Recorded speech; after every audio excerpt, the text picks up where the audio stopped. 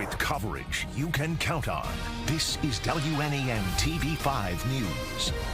A stalemate. That's what Henry Ford Genesys Hospital is calling the current state of negotiations with the Teamsters Union. The hospital says it has reached an impasse with striking nurses who have been out on the picket line since September 1st. Now, the hospital says it will implement its proposed contract. TV5's James Felton spoke with the president of Teamsters Local 332 about the move that he's calling unacceptable. James?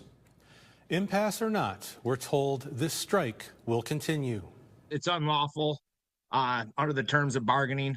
It's also, I believe, a scare tactic to try to convince the RNs that there is no more bargaining and trying to push them back into the hospital, which this group is not going to budge a bit on that. Teamsters Local 332 President Dan Glass reacting to Henry Ford Genesys Hospital, stating that they are at an impasse with Teamsters nurses who have been on strike since September 1st. The hospital says it plans to implement terms of its proposed contract. That contract includes an average pay increase for registered nurses at Genesys of 5.3% in the first year, with annual increases and chances for holiday and overtime pay. The hospital says it will include the same nurse-to-patient ratios from previous Teamsters contracts. But Glass is adamant that negotiations are not at an impasse. We've continued to bargain in good faith, continuing to modify our proposals while the employer sits there and just restates or rejects every proposal we send to them. So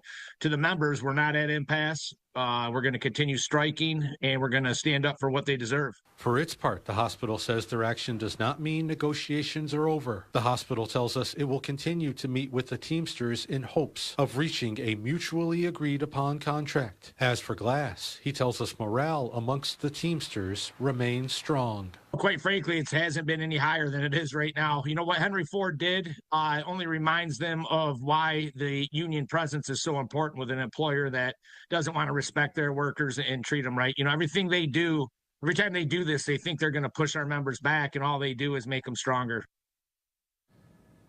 Glass told me he can't thank the community in the Grand Blanc area enough for all the support the Teamsters have received during the strike. He says it's been remarkable. We did reach out to Henry Ford for a response on Glass's comments that you just heard in our story, and we are waiting to hear back. Back to you.